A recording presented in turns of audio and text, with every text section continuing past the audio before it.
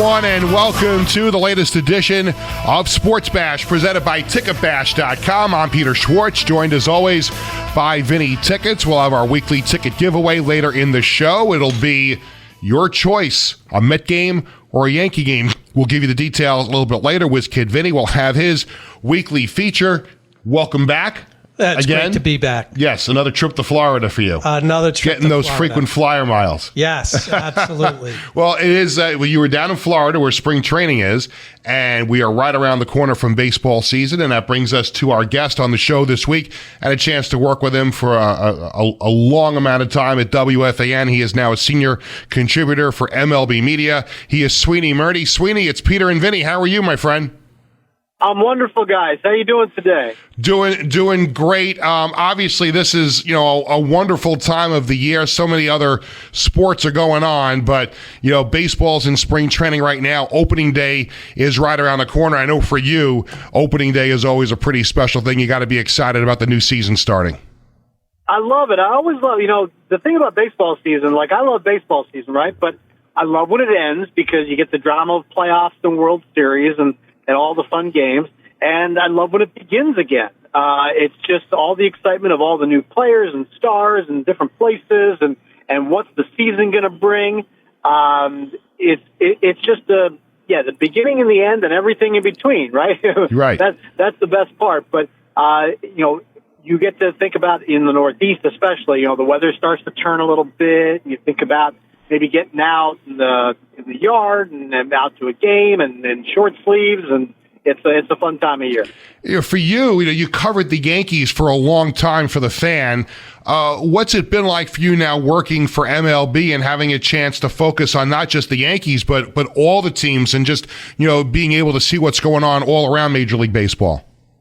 Pete, what I noticed a lot more now because of it is, like, I noticed all the young stars coming up for all the other teams around the league. And that's actually quite fun to see.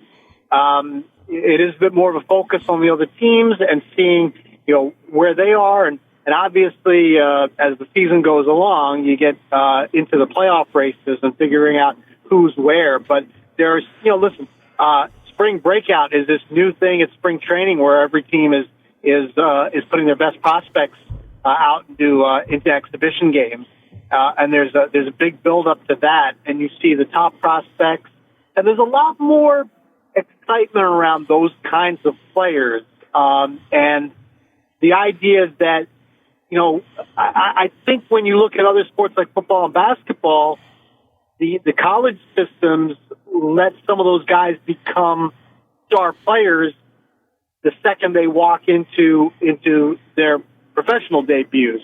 And you're starting to see that a little bit with baseball, and that's kind of what in the last year that I've really noticed, especially in my role, where you have a lot of young players people are excited about.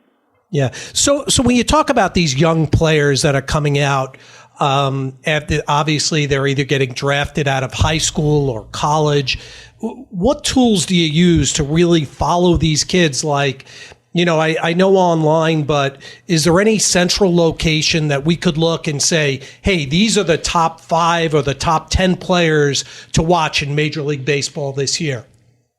Yeah, well, MLB Pipeline does a really good job, Vinny, of ranking everybody, and they do not just the guys that are in the minor leagues, but they also look at the draft of the upcoming draft prospects, and they have ranking systems that they're constantly updating for the players that are in the minor leagues and the players that are getting drafted coming up. But listen, let me have the opportunity to plug away here. If you follow MLB on all your socials, on Twitter and Instagram and Facebook and YouTube, you will see a lot of content that we push out that promotes not just the major league stars, the young major league stars, but players in the minor leagues and players that are coming up, getting ready to be drafted. So there's a lot of fun content that you see with highlights, really pretty much daily from all the young stars. It's a lot of fun to follow them, and you'll start to have these guys become household names for you by the time they reach the major leagues. So make sure you follow MLB on all your social channels. So give me your top two prospects. Well, just take it from a local standpoint, Mets and Yankees, the two, minor league players that those fans should keep an eye on for the Mets and Yankees. I know the Yankees did not want to part with Spencer Jones in any of these trade rumors. Yeah, he's right up there. You got a guy with athletic tools and a big build, and is obviously in demand. And I think that's the thing you see about the other side of when you think a team is maybe holding on to a prospect when they should maybe acquire a piece for a major league deal.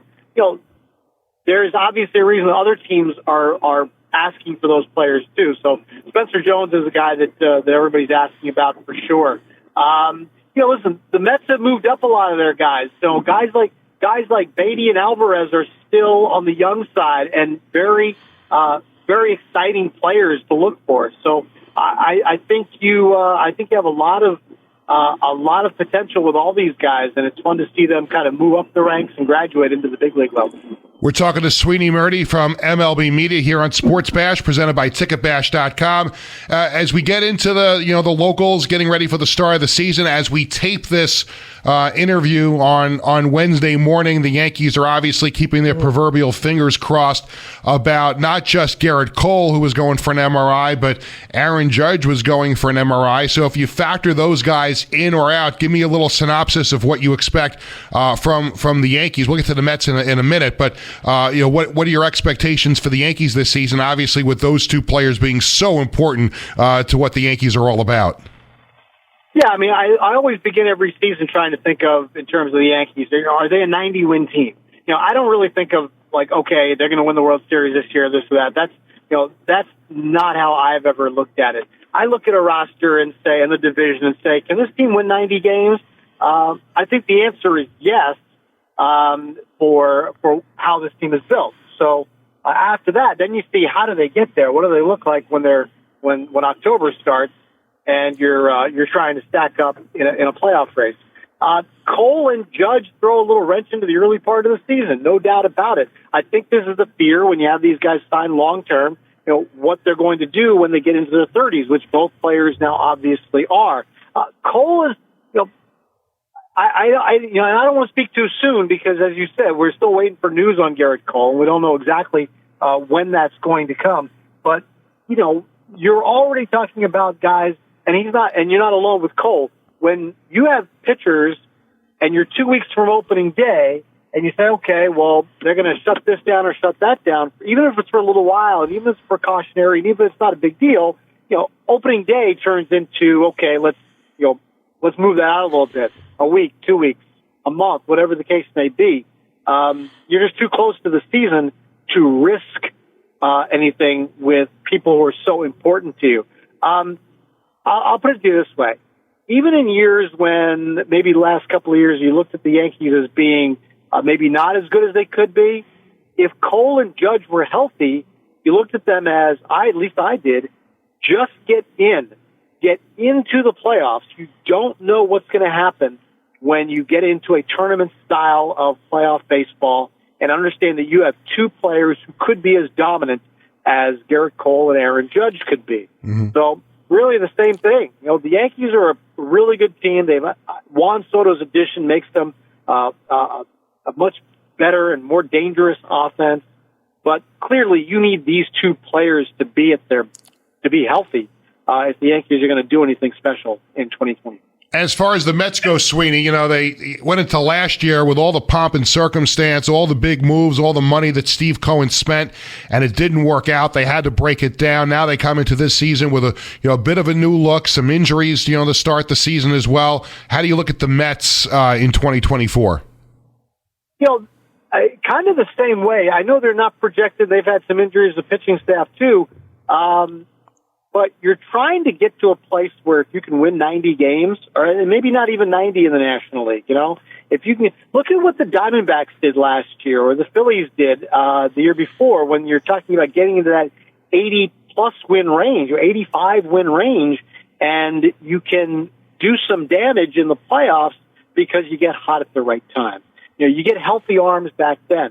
And I know there's a lot of talk about taking a step back, but, I mentioned they've got some guys who have come up that they have high hopes for from their farm system. Guys like Beatty and Alvarez, who, I think they hope will make a big contribution. You're also looking at guys who are in their prime, like Pete Alonso and Brandon Nimmo and Starling Marte. And, you sign all these guys to big contracts. It doesn't, I think the idea of what you're looking for means maybe they're not going to spend more on 9-figure contracts this winter, but you did spend on 9-figure contracts earlier. So those guys are still around, and those guys are still productive players.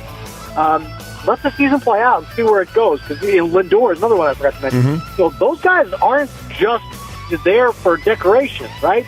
Right. You got those guys to perform. So as long as maybe you had to take a step back into what additional money you were going to spend, but I think people forget you spent a lot on those guys to begin with, and you didn't entirely cut bait.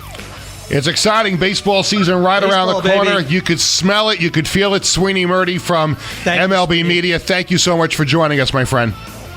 Thanks, Pete. Thanks, Vin. Thanks for having me. Good luck this season. Awesome. Thank you. Sweeny Murti, our guest here on Sports Bash, presented by TicketBash.com. When we come back, still lots to do. We'll have Whiz Kid Vinny with a special little baseball feature. We'll have a Met-Yankee ticket giveaway. It'll be your choice. We'll tell you about it when we come back. Also, a big ticket story out of Buffalo, New York this week. Me and Vinny are going to cover that when we come back right after this on Sports Bash.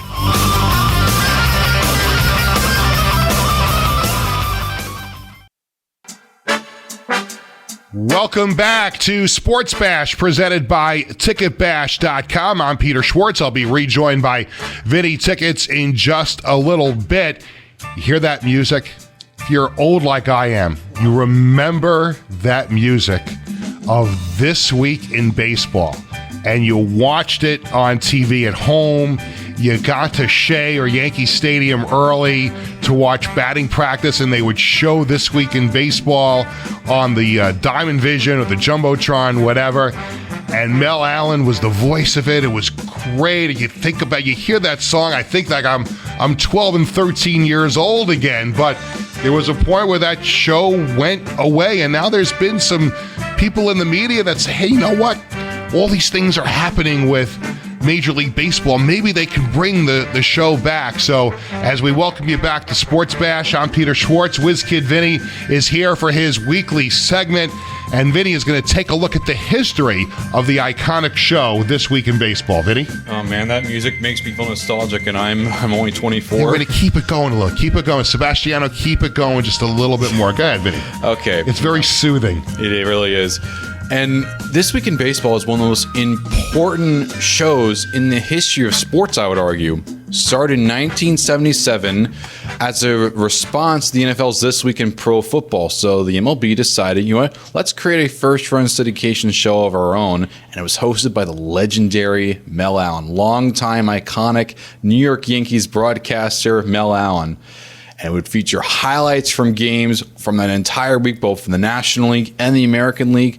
And it would also have interviews of these players, as well as other potential current events that were affecting that week. It was just a wonderful show. Actually, when Mel Allen stopped doing it, then sadly he ultimately passed away. Warner Fussell, who was also sadly left us, became the new voice of This Week in Baseball. And it's funny because now, people may say now the show might not work now because you have the immediacy of social media. So you always watch This Week in Baseball because they would recap the previous week. Now, some people might say, well, that news is like a week old.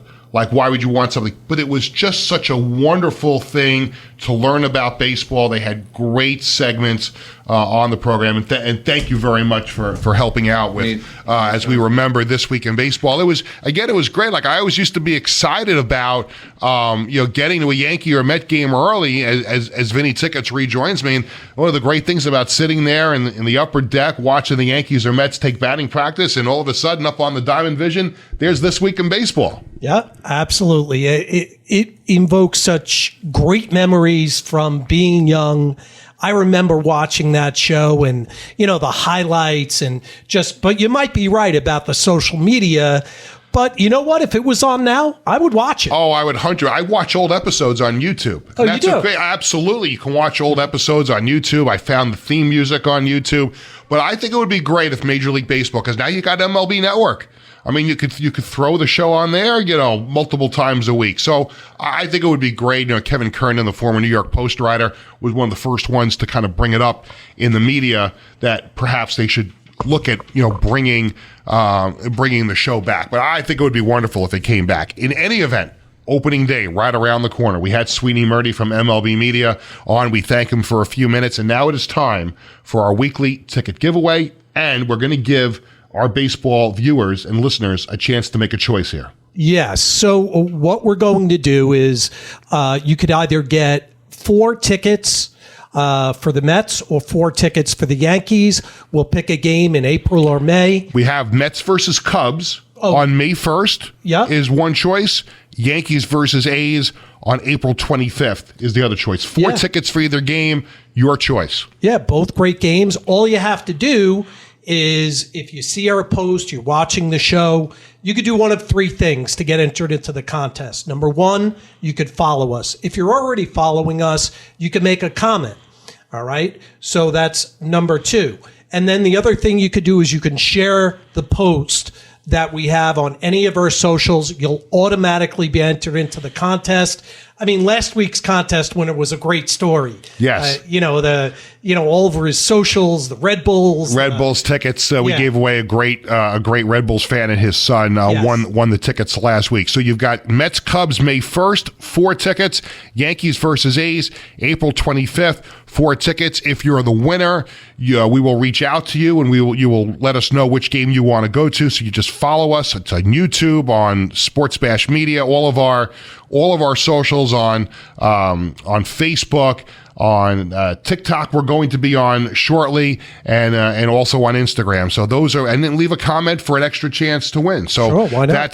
That's going to be fantastic. And baseball season right around the corner. Can't wait to get out to Yankee Stadium and to Citi Field. One of the things we do talk about on this show, not just sports, but we also talk about the ticket industry, because Vinny Tickets is the CEO of Ticketbash.com. And as soon as I saw this on social media during the week, I texted you with a link to the story, because I think this is just fascinating. And it could also be dangerous. You were just at an event with a whole bunch of other ticket brokers talking about rights for fans down the road. So for people who are not familiar with what we're talking about, so the Buffalo Sabres of the National Hockey League told season ticket holders, or some season ticket holders, that they could not resell their tickets anymore unless they purchased a license, which is the same license I'm sure that you have as a ticket broker. So it's $5,000 to get a ticket license. So if you're a Buffalo Sabres season ticket holder, or I think the wording was some of them, so maybe there's some ticket holders that are reselling tickets more than others, they now have to buy a broker license before they can resell. So I've talked enough about it. Let me get your thoughts on it, since you're the ticket man. I just think it's absolutely outrageous. So last week, just to give you an idea of where we were, what we did, last week we were at a convention, 600 people, 600 brokers from throughout the United States. It's a group called the Coalition for Ticket Fairness. It's the CTF. The CTF, basically what it does is it's there to protect consumers' rights and also the rights of brokers. We are, like Ticketbash.com is a licensed broker in the state of New York. And like you said, it's $5,000 a year for that license. It is just absolutely outrageous. One of the things that CTF is constantly making sure for the consumer, and for this exact reason, is transferability issues. CTF wants to make sure, the Coalition for Ticket Fairness, not only for the brokers, but also for the consumer, to make sure that transferability of any ticket, when I buy anything in the world, anything, I can always sell that item. There is no item in the world that I can purchase with my money and someone can tell me, you can't resell that item. But now, all of a sudden, in the ticket world, that's one issue. And now I think Buffalo is trying to use it as a deterrent for season ticket holders that resell their tickets. But I cannot imagine I am absolutely flabbergasted that the team would come out and say, you need to get a ticket license to resell your tickets. Well, let's just think about it for a second because we only have about a minute or so left. I mean, it's a lot of money to invest to buy season tickets in any sport, whether it's baseball, basketball. I mean, if you're a fan, you're making a huge financial commitment, and you can't make 41 home games. Let's be honest. Like, not many people can get to, even if you have a 8-game NFL package, sometimes stuff happens and you can't go. So to now ask that customer to find another $5,000. How are you making that money back, Vinny? You can make it back. StubHub can make it back. I don't mean to plug other people's businesses, but any other secondary ticket market, you can make the money back. The average Joe can't make the money back. Yeah, absolutely. So let me use this opportunity to get a little plug in. So if there are any season ticket holders, we do offer a service that you could sell your tickets through our company, and we list on every single major exchange in the United States. So that's a solution. That's a great topic, and I'm glad we had a chance to talk about it for a few minutes. So that'll do it for this week's edition of Sports Bash presented by TicketBash.com. Thanks again to our guest, Sweeny Murti from MLB Media. Thanks to WizKid Vinny for helping us take a look back at the history of this week in baseball. For Vinny Tickets, I'm Peter Schwartz. Thank you for watching and listening. Don't forget, Sports Bash. New episodes drop Friday on YouTube and SportsBashMedia.com, and we air Saturday mornings at 8:30 on LI News Radio. Good luck to everybody entering the ticket contest. Let's go Yankees. Let's go Mets too. It's Ticket Bash presented by it's Sports Bash presented by TicketBash.com. We'll talk to you again next week.